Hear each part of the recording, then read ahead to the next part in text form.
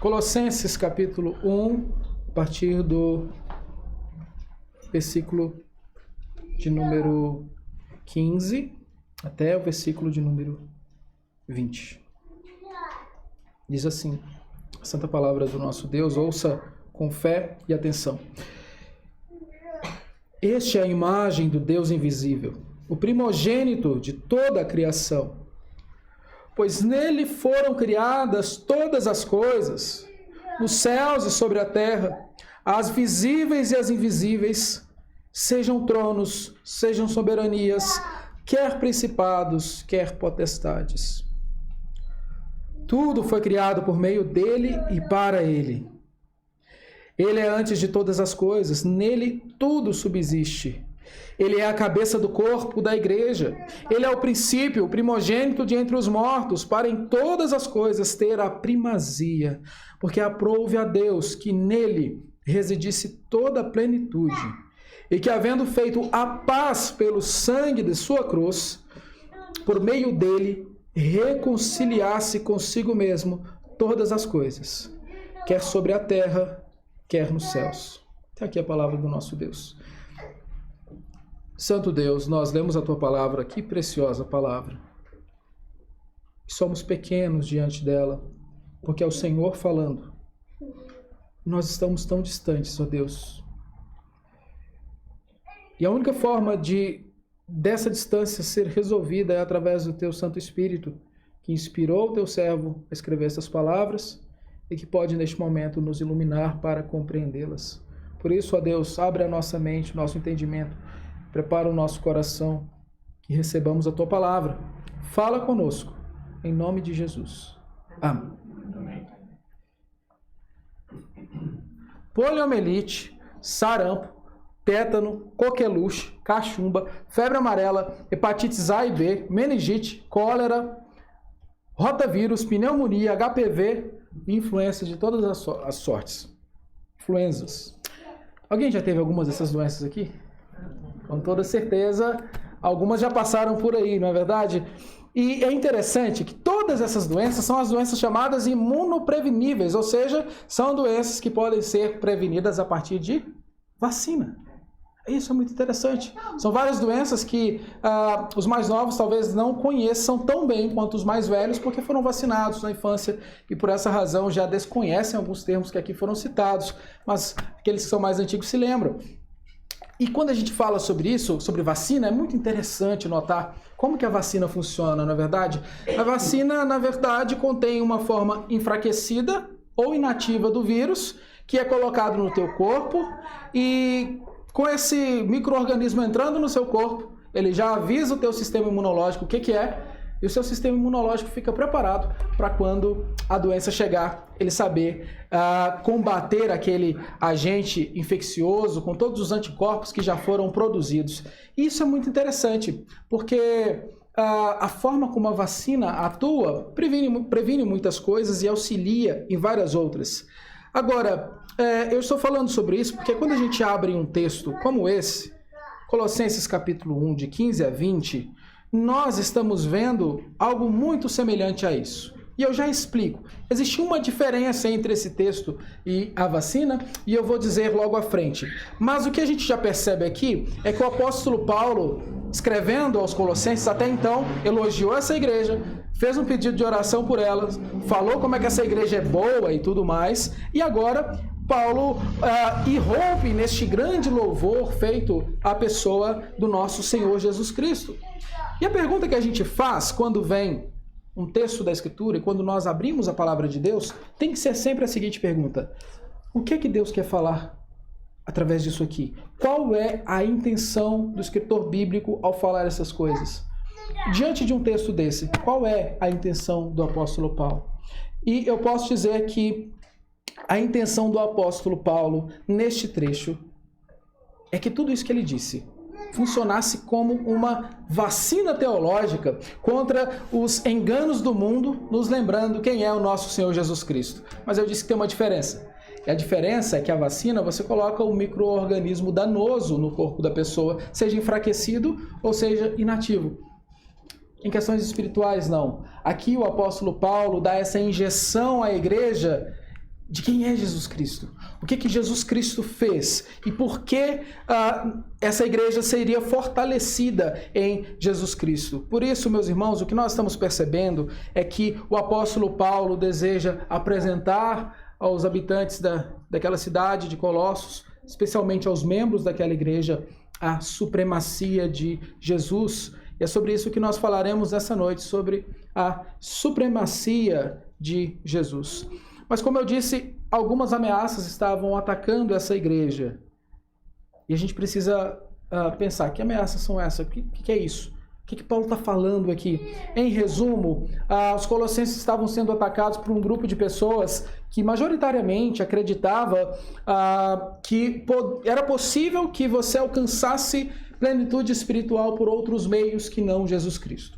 Em resumo, e a gente vai falar sobre isso depois, principalmente no capítulo 2, a heresia era que as pessoas podiam alcançar um nível espiritual mais elevado a despeito de Jesus Cristo, ou seja, não precisava tanto de Jesus assim, outras coisas poderiam auxiliar nisso.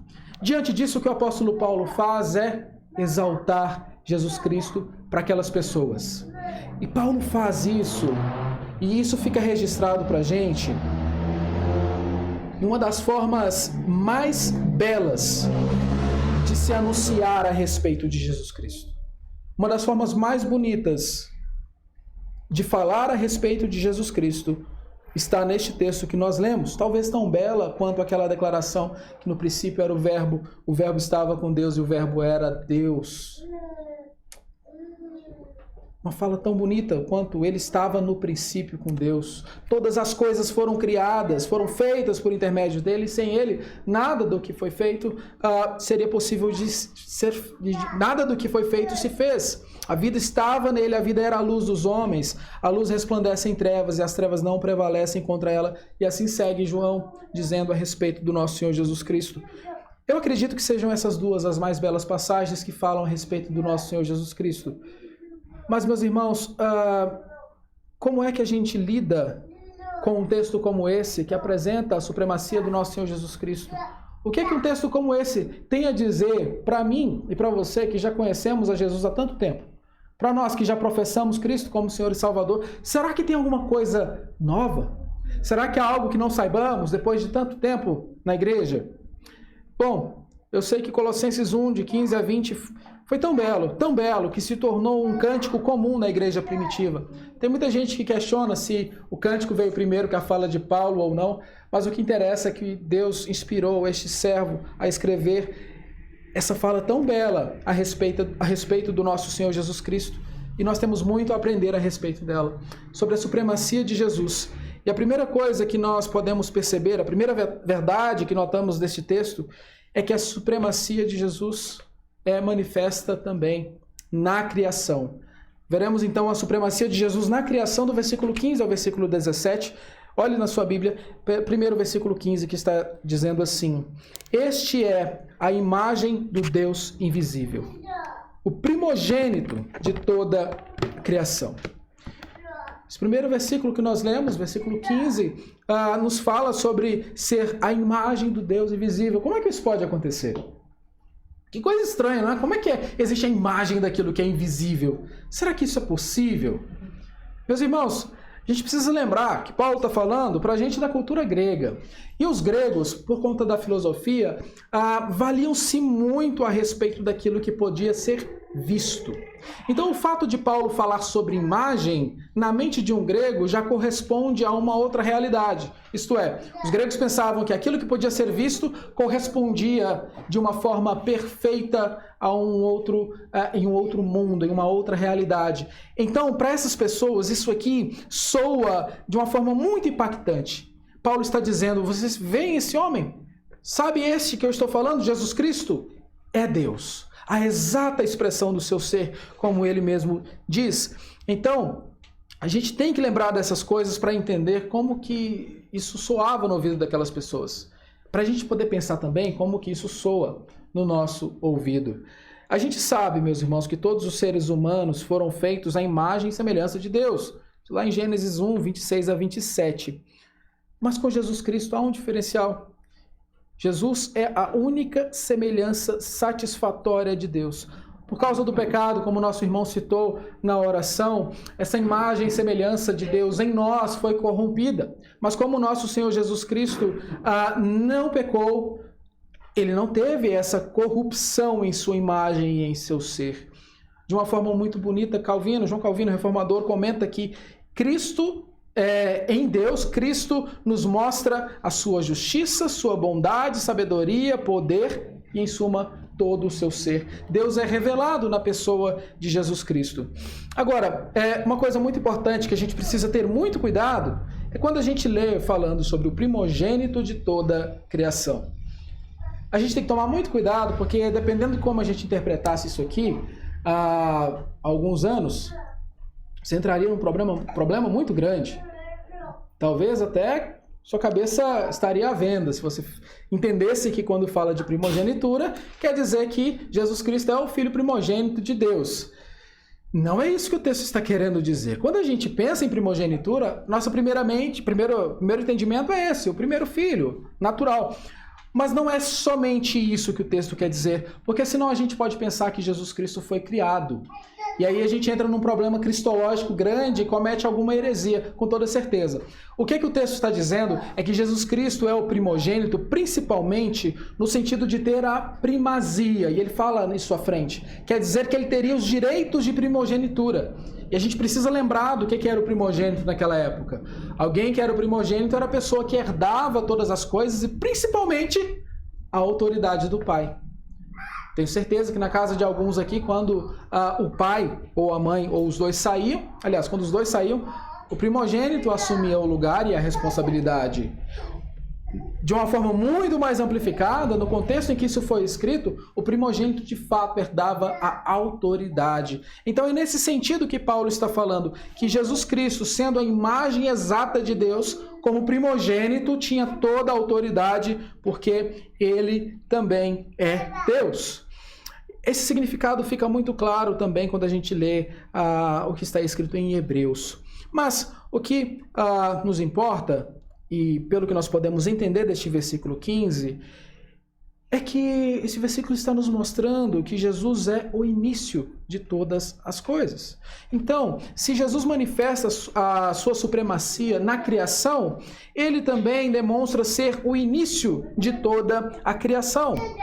E, nesse sentido, todas as coisas criadas convergem para Jesus Cristo.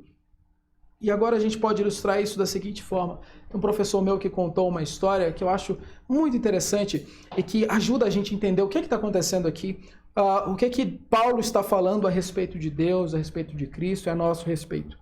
E ele conta que em 2006 foi lançado um filme chamado O Cavaleiro Didi e a Princesa Lili. Talvez você já tenha assistido isso. Não vou tecer comentários sobre o filme. Mas na ficha técnica desse filme estava escrito assim: roteiro, Renato Aragão. Direção, Renato Aragão. Protagonista, Lívia Aragão. É a história de um pai querendo colocar sua filha em evidência, construindo todo o roteiro e dirigindo toda a história para que a sua filha estivesse ali no centro. Mudando o que deve ser mudado e amplificando o que tem que ser amplificado.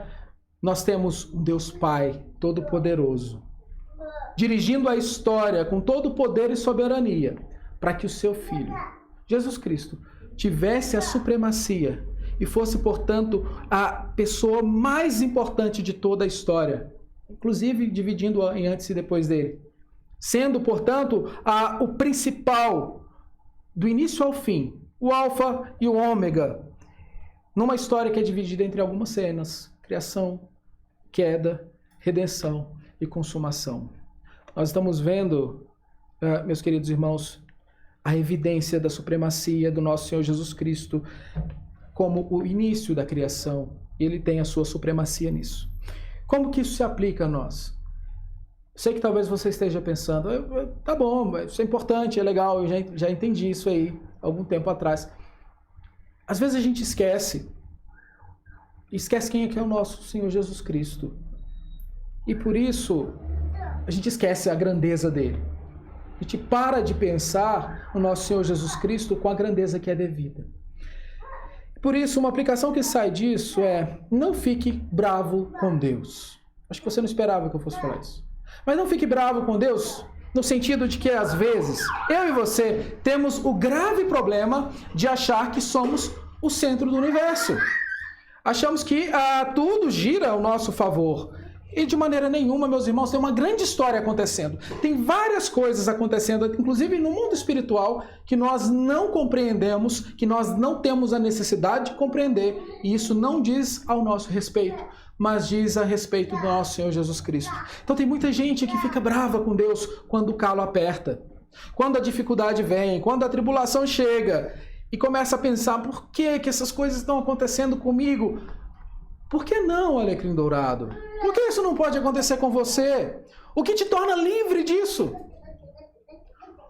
Por qual razão você não pode sofrer uma vez que o Rei do Universo sofreu?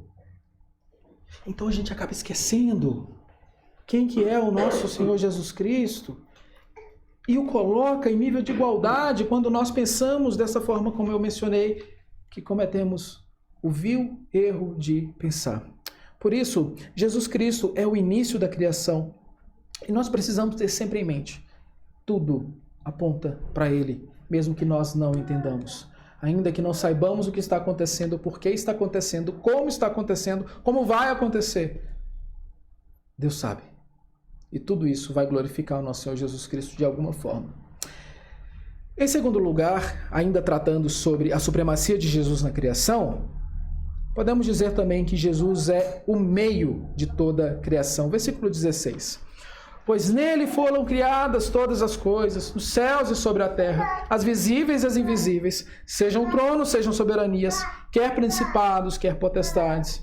Tudo foi criado por meio dele e para ele. Paulo continua de forma poética a descrever a soberania e a supremacia do nosso Senhor Jesus Cristo. Se nós vimos, portanto, que na supremacia de Jesus Cristo ele é o início, agora a gente consegue perceber que ele é o meio dela. E prestem bastante atenção nisso, meus irmãos. Há uma lista muito imponente, e aqui fica até mais fácil para ver, uma lista bem imponente dessas características. Poderes visíveis e invisíveis, criados por Deus. Isso tudo para destacar o poder abrangente de Cristo na criação.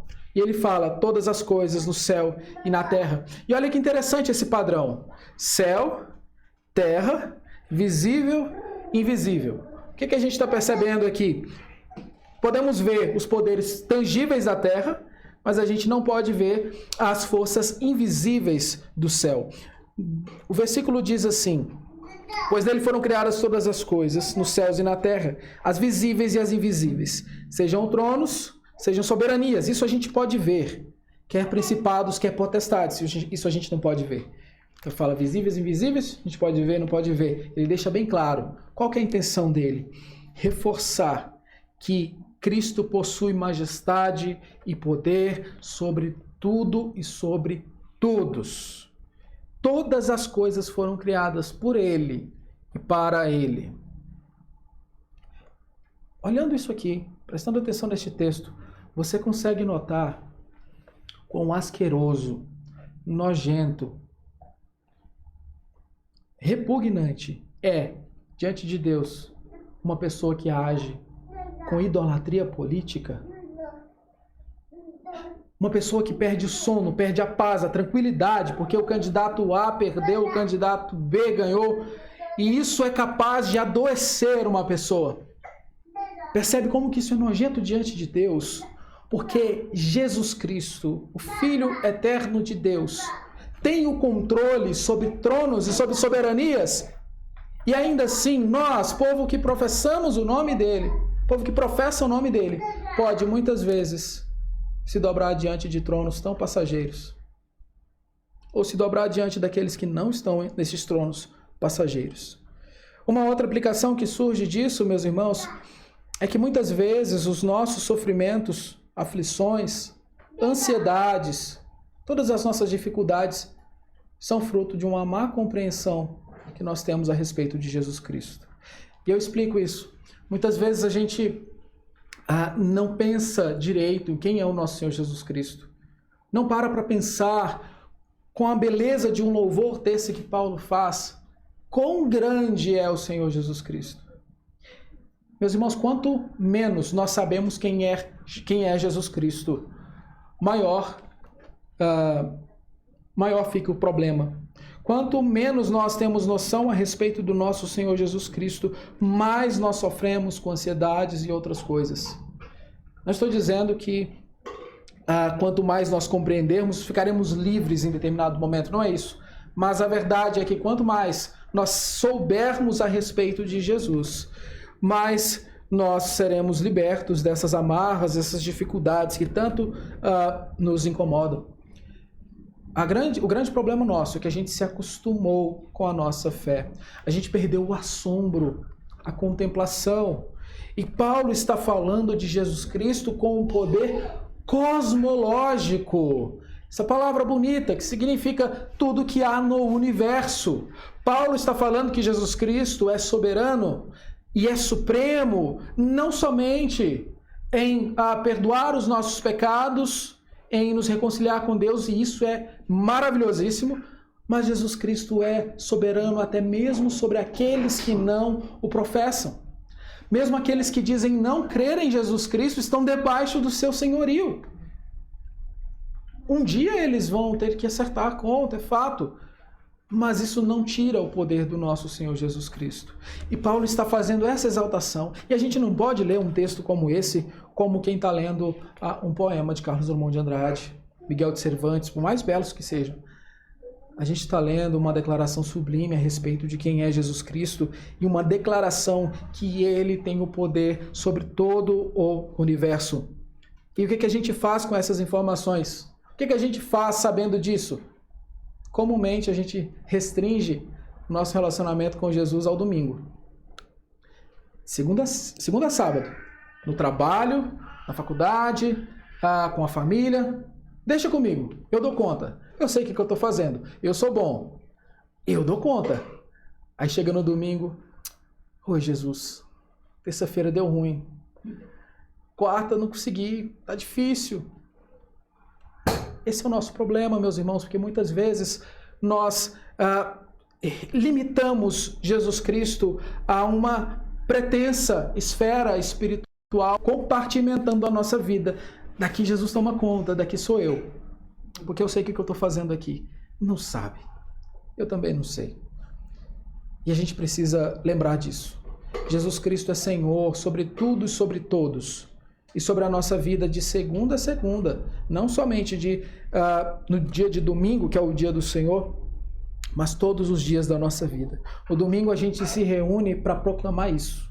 Para falar, eu tenho um Deus que me salvou por intermédio de Jesus Cristo. E esse Jesus Cristo é Senhor do universo. É Rei dos reis. Senhor dos senhores. Por isso nós o louvamos e adoramos. Agora, meus irmãos, vejam esse texto. Olhem para este texto. E preste atenção neste versículo novamente. Pois nele foram criadas todas as coisas nos céus e sobre a terra, as visíveis, as invisíveis, tronos, soberanias, principados, potestades. Tudo foi criado por meio dele e para ele. Jesus é o meio da criação. E a gente não pode olhar para um texto como esse e não perceber a beleza disso. E ao mesmo tempo simplesmente encarar este texto como algo natural, porque não é. É a palavra de Deus mostrando quem é o nosso Senhor Jesus. Então, se ele é o início, ele é o meio, ele também é o fim da criação, e o versículo 17 nos diz isso. Ele é antes de todas as coisas. Nele tudo subsiste. Ele é antes de todas as coisas. Nele tudo subsiste. É muito interessante que o verbo que foi traduzido para nós como subsiste é literalmente manter unido. E é de onde vem a palavra que nós conhecemos como sistema. Olha que interessante. Cristo é muito mais do que uma força que preserva a organização ordenada do cosmos. Cristo é a razão, a lógica e o propósito por trás de cada uma dessas coisas. Ele não somente as mantém, mas ele é a razão delas existirem. Existe uma razão para você viver. Você não veio do nada, você não veio do acaso. De igual modo, as suas situações, a forma como você vive, aquilo que você tem passado, também não é fruto do acaso. Todas as coisas criadas através de Jesus Cristo. E por isso, tem um estudioso que interpreta isso dizendo que Jesus Cristo é o sistema dos sistemas. Ele é o princípio operacional básico que controla a existência. O universo, meus queridos irmãos, não é autossuficiente, assim como as pessoas também não são autossuficientes, embora pensem. Mesmo aqueles que não reconhecem Cristo, eu repito, estes também dependem de Jesus Cristo para viver. Vocês conseguem perceber como que é ofensivo quando alguém peca contra Deus? Porque essa pessoa está se valendo das habilidades psicomotoras, tanto da capacidade intelectual quanto da capacidade física, para atentar contra aquele que deu essas características. Preste bastante atenção nisso, eu repito. Quando alguém peca, essa pessoa vale-se das características que Deus deu para atentar contra o próprio Deus. E por isso que é algo tão terrível. E a gente precisa pensar sobre isso, pensar sobre como é que nós lidamos diante de Deus e também a respeito do nosso conhecimento sobre Jesus Cristo, como nós o consideramos. Gostaria que os irmãos pensassem numa coisa. Neste momento, todas as coisas macroscópicas, as coisas grandes, estão em perfeita ordem. A Terra está girando a uma velocidade de 1.666 km por hora, ou seja, uma conta muito rápida e fácil, 465 metros por segundo. Se você fez essa conta, você chegou nesse resultado. Ou seja, nós estamos rodando nessa velocidade absurda. Ou a Terra está rodando, porque a gente não está rodando, a gente está parado. E aí fica uma coisa para vocês pesquisarem. Se a gente está rodando, se a gente está parado. Brincadeiras à parte, nós estamos também a uma distância de 149 milhões e 600 mil quilômetros do Sol. E a Lua está exatamente onde deve estar, nem mais nem menos, igual o Sol e as demais estrelas. Agora, pensando nas coisas microscópicas, todas elas estão em perfeita ordem também. O seu coração está batendo. Eu espero. Eu acho que sim. Suas funções cerebrais estão ativas. Talvez você esteja com um pouco de sono, mas espero que isso passe. E os seus demais órgãos estão funcionando também. É verdade que talvez nem todos eles, mas estão funcionando, senão você não estaria aqui. Neste momento, o seu corpo está bombeando sangue rico em oxigênio e sangue rico em gás carbônico e fazendo uma troca muito interessante que eu não sei nem explicar direito como isso funciona, mas eu sei que existe isso do sangue arterial e do sangue venoso. Por que eu estou falando essas coisas? Porque tudo isso, de uma maneira bem harmoniosa, o teu coração, o teu pulmão estão trabalhando para manter você vivo e presente aqui. Sabe o que eu quero dizer com isso? Que o nosso Senhor Jesus Cristo, este que tem primazia sobre todas as coisas, que é o soberano Senhor, tem controle tanto das coisas grandes que a gente não percebe, tanto das coisas pequenas que a gente também não percebe. Seja do funcionamento do universo, seja também do funcionamento do nosso cérebro e dos nossos organismos, dos nossos órgãos, melhor dizendo. É o Senhor Jesus Cristo quem mantém. É fato que por conta do pecado, nem tudo funciona direitinho às vezes. E a gente precisa de uma bombinha, a gente precisa de uns remédios. Mas tudo isso afetado pelo pecado. E haverá um dia em que Ele chamará à ordem todas essas coisas. E aí sim, de forma plena e perfeita, nesse dia a gente vai ter noção de quem é o nosso Senhor Jesus Cristo em sua forma completa.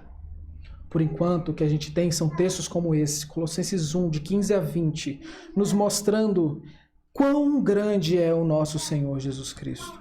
Diante disso, eu gostaria que você e eu, nós, honrássemos nosso Senhor Jesus. Nós não podemos olhar para o nosso Senhor Jesus Cristo tão somente como um exemplo. Nós não podemos olhar para Jesus como uma pessoa a ser seguida. Nós precisamos olhar para Ele como o Rei do universo que Ele é.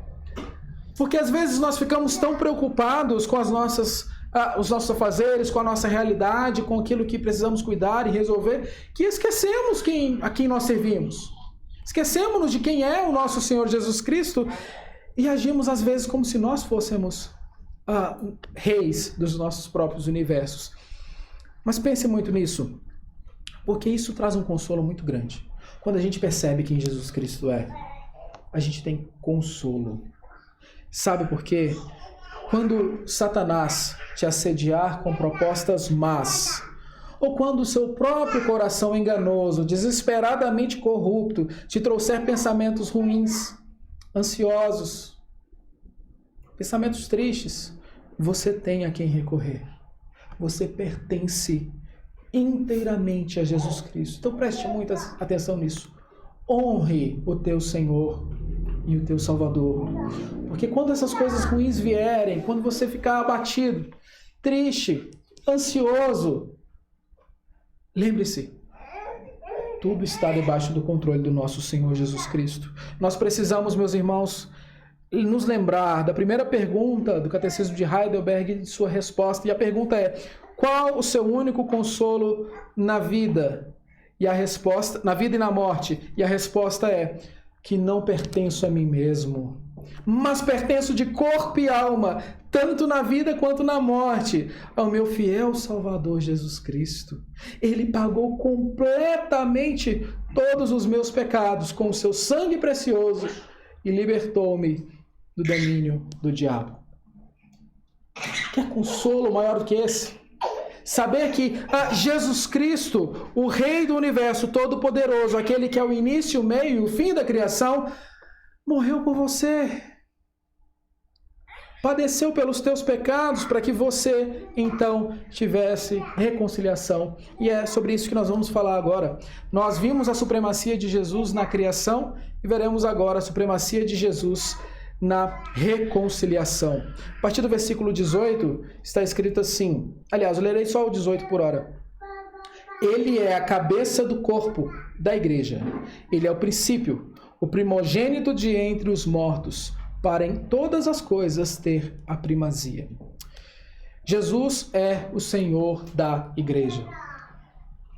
Então nós estamos vendo a supremacia de Jesus na reconciliação. E a primeira verdade que a gente percebe aqui é que Jesus é o Senhor da igreja, dizendo, ele é o cabeça do corpo da igreja.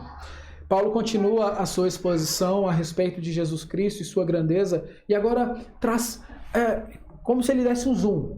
Primeiro ele está mostrando o universo, e agora ele dá um zoom e chega na igreja, que é o foco principal do nosso Deus. Ele mostra ali e diz, ele é o cabeça do corpo da igreja. A igreja é o corpo e Cristo é o cabeça, é o que ele está dizendo. Novamente, parece coisas que a gente já sabe, né? Parece coisas que a gente já tem conhecimento. Novamente, coisas que nós falhamos muitas vezes.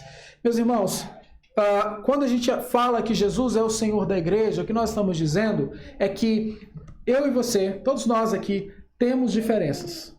Todos nós pensamos diferente em algum aspecto. Podemos concordar em muitas coisas e podemos também discordar em tantas outras, o que é perfeitamente natural. Mas, acima de tudo, nós temos algo que nos une. Algo que é superior a todas as outras coisas. Nosso Senhor Jesus Cristo.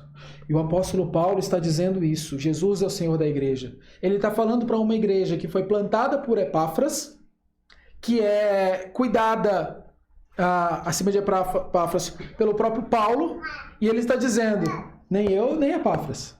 Senhor Jesus é o cabeça da igreja. Isso nos ajuda a compreender como é que tem que ser a nossa postura como igreja.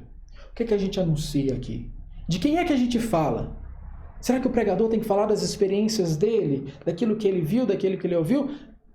Não, tem que falar de Jesus Cristo. O que é que cada um de nós, meus irmãos, temos que fazer quando nos achegamos aqui? Buscar ardentemente o Senhor da igreja. Não estamos aqui para mostrar o quão bons nós somos nos nossos afazeres, a nossa habilidade em determinadas áreas. A gente não precisa mostrar como é que a gente toca bem, como é que a gente fala bem, como é que a gente ora bem, como é que a gente faz um ótimo e delicioso lanche, como é que a gente organiza bem as coisas. A gente precisa simplesmente mostrar Jesus Cristo. Apresentar Cristo como Senhor da igreja e não a outro. Não são os pastores, nem os presbíteros, nem os diáconos. Todos estes são fundamentais no corpo da igreja, mas assim como Paulo e Epáfras, são servos de Deus. E por isso o Senhor da igreja é Jesus Cristo. E é isso que está sendo ensinado no versículo 18. Mas não somente isso, Jesus também é o penhor da igreja. Versículo 19. Porque aprova a Deus que nele residisse toda a plenitude. O penhor é algo que é depositado como garantia de pagamento. E Jesus Cristo é essa garantia de que uma dívida foi quitada. E nós estamos falando de reconciliação, obviamente que estamos falando do preço do nosso pecado. E Deus, aprove Deus que nele habitasse, residisse toda plenitude. O que a gente aprende com isso é que nós não viemos aqui exatamente para buscar características alheias. Então, quando eu falei sobre as diferenças, que cada pessoa é um universo, cada pessoa tem suas opiniões, isso quer dizer que a opinião contrária do meu irmão não pode me desanimar de estar aqui, de estar na igreja e de viver como igreja, porque, na verdade, toda a plenitude reside em Jesus Cristo, não em mim, não no meu irmão. O apóstolo Paulo está ensinando isso. Muito além disso, irmãos, nós precisamos nos lembrar do contexto. Como eu disse, havia uma heresia, chamada até heresia de Colossos, que dizia que aquelas pessoas poderiam encontrar plenitude em outro lugar que não Jesus. E o apóstolo Paulo explica aqui, dizendo, olha, é nele que há plenitude.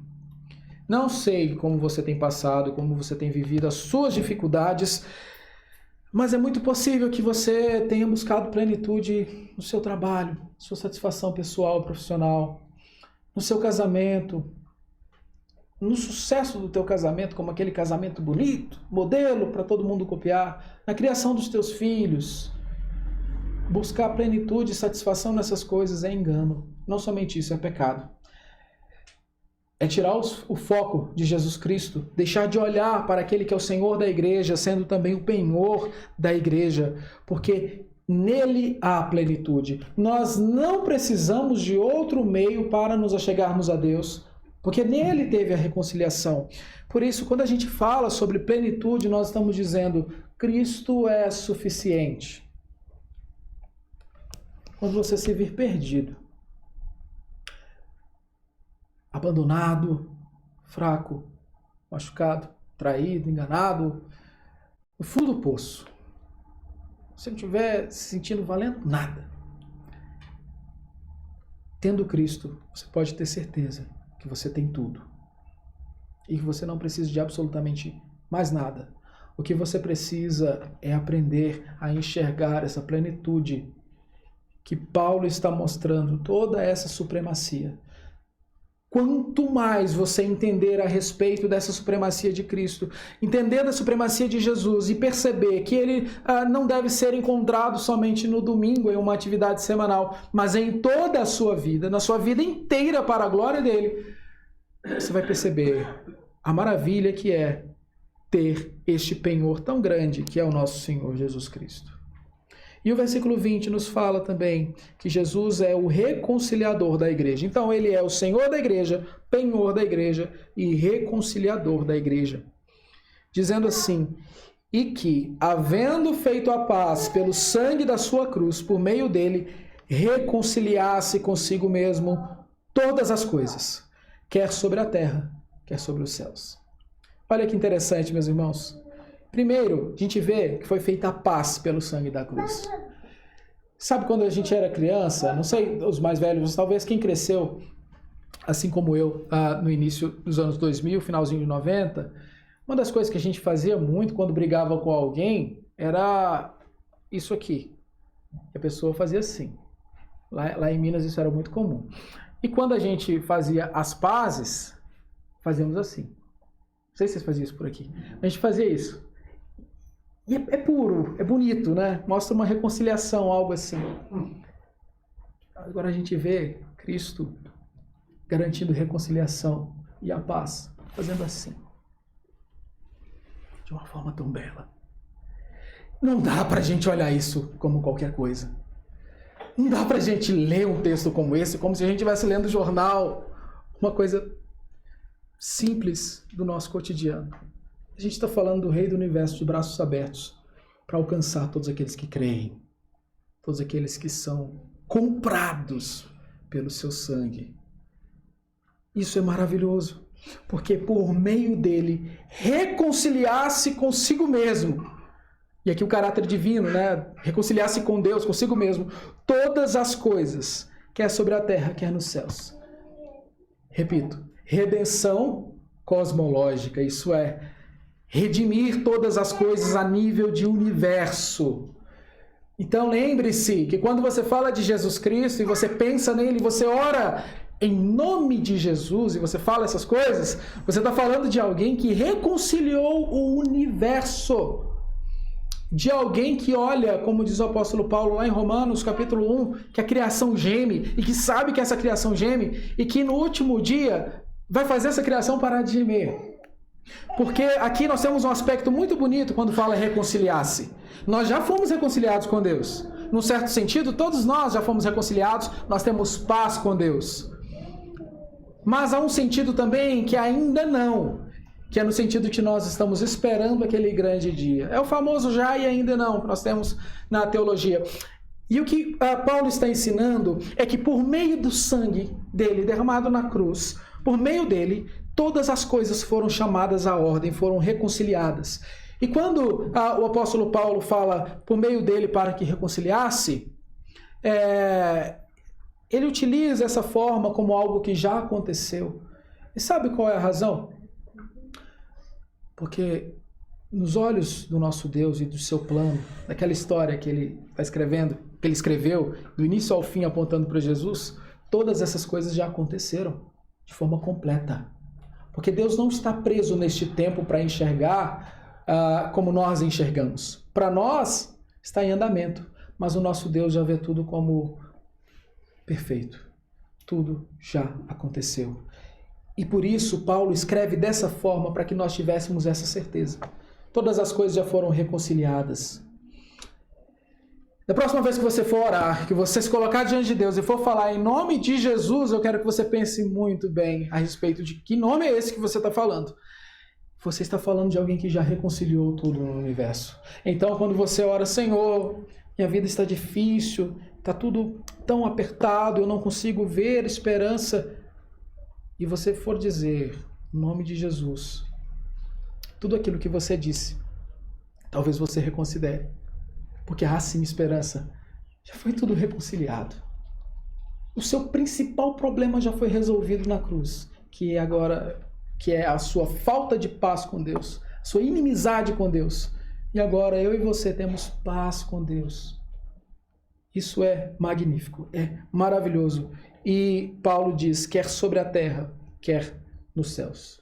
Isso não é uma coisa que aconteceu de uma esfera pequena. E eu repito também aquilo que eu já falei no início.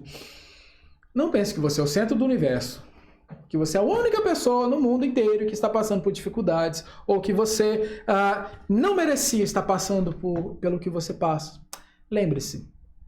Lembre-se sempre, e lembre-se muito bem, que Jesus Cristo, o Rei do Universo, é a razão da existência de todas as coisas. Ele é o início, o meio, o fim da criação. É para Ele que todas as coisas apontam. E todas as coisas cooperam para o nosso bem, para que Ele seja glorificado, mesmo que nós não entendamos, porque nós não fomos chamados a entender. Nós fomos chamados para crer nessa mensagem do Evangelho. Então a gente vai morrer sem saber muita coisa. Mas a gente vai morrer seguro, nas mãos daquele que é o Rei do Universo, e que chamou à ordem todas as coisas, e que reconciliou consigo mesmo todas as coisas.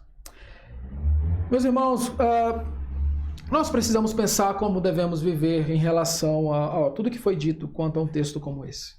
A gente precisa enxergar bem o nosso Redentor. Repito, Jesus Cristo não deve ser encontrado por você somente no domingo, mas em todas as áreas da sua vida. E isso vai nortear como você vive, como você trabalha, como você atende os seus clientes, como você ouve o seu patrão, como você trata a sua esposa, como você cria os seus filhos. Tudo isso, à medida que você compreende mais quem é Jesus, mais você se parece com Ele. E como é que nós devemos, então, glorificar mais a Jesus Cristo na nossa vida? Conhecendo-o mais. Não tem segredo. A Escritura nos mostra, quanto mais a gente cresce na graça, mais Deus é glorificado na nossa vida. Acima de tudo, meus irmãos, nós não podemos sair daqui tão somente com essa informação. A gente precisa anunciar. Precisamos falar dessa realidade tão gloriosa que é o senhorio do nosso Senhor Jesus, a grandeza e o seu poder, que é supremo. Jesus Cristo tem supremacia tanto na criação quanto na reconciliação. Que Deus nos abençoe e nos ajude. Amém. Meus irmãos, em resposta à mensagem pregada, cantemos o hino de número